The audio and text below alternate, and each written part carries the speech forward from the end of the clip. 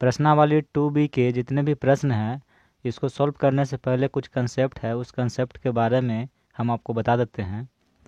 उसके बाद जो है सब प्रश्न बनाने में आपको आसानी होगी। तो आइए पहले हम कंसेप्ट को सीखते हैं। अभी तक हम लोग जो है दो चर वाले रैखिक समीकरण युग्म के जो हल निकालते थे, एक्स और वाई का जो मान निकालते थे, वो बीजगणितीय विधि से निकाले थे। अब जो है इस एक्सरसाइज में हम लोग पढ़ेंगे कि दो चर वाले रैखिक समीकरण युग्म के आलेखीय विधि से हल जो है कैसे निकाला जाता है, उसके बारे में पढ़ना है। तो देखिए, आपको दो गो जो है रैखिक समीकरण दिया हुआ है, ठीक है। इस रूप में व्यापक रूप है उसका, a1x + b1 y + c1 = 0। ये आपका समीकरण 1 है और ये आपका समीकरण 2 है। दो रैखिक समीकरण आपको दिया हुआ रहेगा और उसको बोलेगा कि आलेखीय विधि से इसको हल करें, यानी कि इसका जो सॉल्यूशन होगा, एक्स और वाई का जो मान होगा वो निकालिए। तो क्या करना होगा? तो सबसे पहले देखिए अनुपात हम लिखे हैं। पहला क्या है कि a1/a2 बराबर नहीं है b1/b2। ये जो दो रैखिक समीकरण दिया हुआ है इसमें आप क्या करेंगे, पहले a1a2 का अनुपात और b1b2 का अनुपात, अगर ये दोनों बराबर नहीं है तो ये कैसा युग्म कहलाएगा? अविरोधी कहलाएगा। ये आप पिछले एक्सरसाइज में पढ़ भी चुके हैं। यह विरोधी युग्म है और जब अविरोधी युग्म है तो इसके हलों की संख्या कितनी होगी? तो हम जानते हैं कि अगर अविरोधी युग्म है तो हलों की जो संख्या होगा वो केवल एक हल होगा, उसका एक हल होता है। और इसका आलेखीय निरूपण क्या होगा? तो प्रतिच्छेदी रेखाएं। ये आप याद रखिएगा कि अगर अविरोधी युग्म है तो अविरोधी युग्म के आलेखीय निरूपण क्या होगा? प्रतिच्छेदी रेखाएं। अगर प्रतिच्छेदी रेखाएं हैं तो हलों की संख्या कितना होगा? केवल एक हल होगा, ठीक है। फिर देखिए कि अनुपात, अगर दो रैखिक समीकरण दिया हुआ है, अगर उसका आप अनुपात निकाल रहे हैं तो आ रहा है a1/a2 बराबर b1/b2 और बराबर नहीं है c1/c2। अगर इस अनुपात में आया है तो वो जो दो रैखिक समीकरण युग्म दिया हुआ है वो कैसा युग्म होगा? विरोधी होगा। और अगर विरोधी युग्म है तो हलों की जो संख्या होगा वो क्या होगा? कोई हल नहीं होगा। जो विरोधी युग्म होता है उसका कोई हल नहीं होता है। और उसका आलेखीय निरूपण जब आप निकालिएगा तो वो समांतर रेखाएं होगा, एक दूसरे का ही समांतर होगा। अब तीसरा है कि अगर एक दो रैखिक समीकरण आपका दिया हुआ है, ठीक है, और उसका अनुपात हम निकाले हैं तो a1/a2 बराबर b1/b2 और बराबर c1/c2 आया है, यानी कि तीनों क्या आया? बराबर आया। तब जो है ये दोनों जो है कैसा युग्म कहलाएगा? आश्रित कहलाएगा। और जब आश्रित होता है कोई भी दो रैखिक समीकरण युग्म में आश्रित है तो उसके हलों की जो संख्या होता है वो अनगिनत हल होते हैं, उसके अनगिनत हल होंगे। और फिर इसका जब आलेखीय निरूपण करिएगा तो इसका आलेखीय निरूपण क्या होगा? समपाती रेखाएं होगा, ठीक है। तो ये आप तीन को याद रखिएगा कि अगर अविरोधी युग्म है तो उसका आलेखीय निरूपण जो होगा वो प्रतिच्छेदी रेखाएं होगा, ठीक है। अगर विरोधी युग्म है तो उसका आलेखीय निरूपण समांतर रेखाएं, और अगर आश्रित है तो उसका आलेखीय निरूपण क्या होगा? समपाती रेखाएं होगा। प्रश्नावली 2 के B, इसको हम सॉल्व कर रहे हैं। इसमें जितने भी प्रश्न हैं इसको सॉल्व कर रहे हैं।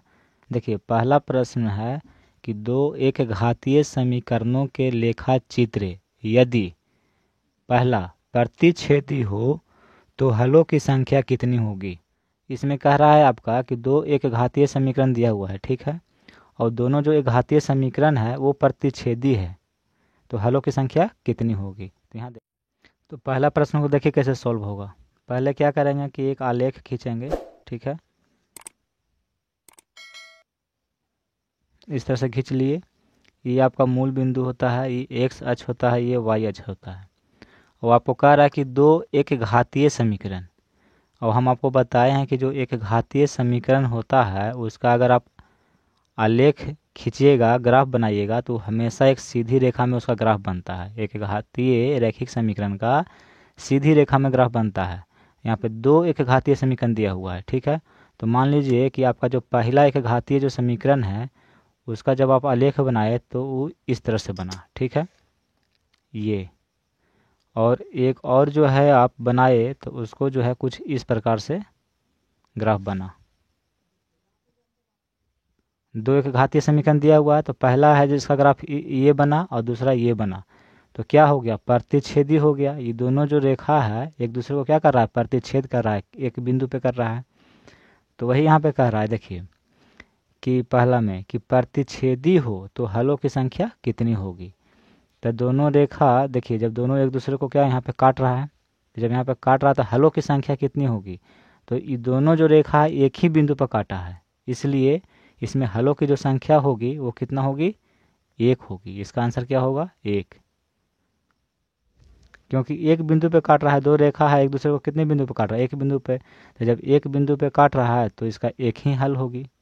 तो याद रखिएगा, प्रतिच्छेदी अगर प्रतिच्छेदी है तो हलों की संख्या क्या होगी, 1 होगी। तो इसका आंसर 1 होगा। अगला प्रश्न देखिए, दूसरा में कह रहा है कि दो एक घातीय समीकरण, समीकरण दो गो है जो एक घात का है, और दूसरा में कह रहा है कि समांतर हो तो हलों की संख्या कितनी होगी। दूसरा में क्या कह रहा है, समांतर। अब यहाँ पे देखिए, एक ग्राफ बनाइए।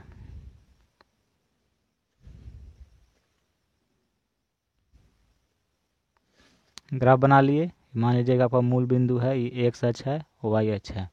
दो आपका एक घातीय समीकरण दिया हुआ है और दोनों क्या है, समांतर है। कह रहा है कि समांतर है, यानी कि पहला जो आप आलेख बनाए, पहला एक घातीय समीकरण का इस तरह से आया, ठीक है। एक आलेख खींचे इस तरह से, और एक और है उसको भी अगर आप आलेख खींच रहे हैं तो इस तरह से आ रहा है। यानी कि दोनों जो रेखाएं हैं क्या है, समांतर है। समांतर क्या होता है, जो एक दूसरे को कभी प्रतिच्छेद नहीं करे और हमेशा जो है दूरी, जो उसके बीच की जो दूरी है बराबर इक्वल हो, तो उसी को समांतर रेखा कहते हैं। तो दोनों समांतर रेखा है। अब देखिए कि ये दोनों रेखा जो है एक दूसरे को कहीं पे काट नहीं रहा है। तो जब कहीं पे काट नहीं रहा है तो इसमें हलों की जो संख्या है वो क्या है, शून्य है, 0 है। क्या है, शून्य। हलों की संख्या तब होता है जब ये दोनों रेखाएं एक दूसरे को काटे, और यहाँ पे जो है एक दोनों को काट नहीं रहा है, एक दूसरे का समांतर है। कहीं एक दूसरे को काट रहा है, कहीं पे नहीं काट रहा है। तो इसमें हलों की संख्या क्या होगी, तो 0 होगी, 0 होगी। ठीक है।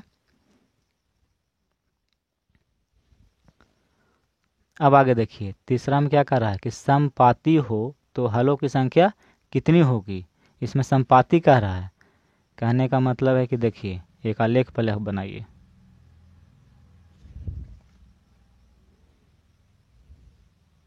आलेख बना लिए, ये आपका मूल बिंदु हो गया, ये एक्स अक्ष हो गया, ये वाई अक्ष हो गया, और दो आपका एक घातीय समीकरण दिया हुआ है। तो मान लीजिए कि पहला जो आप एक घातीय समीकरण को हल किए तो उसका आलेख जो है इस प्रकार आया, ठीक है। ये आपका आलेख बना,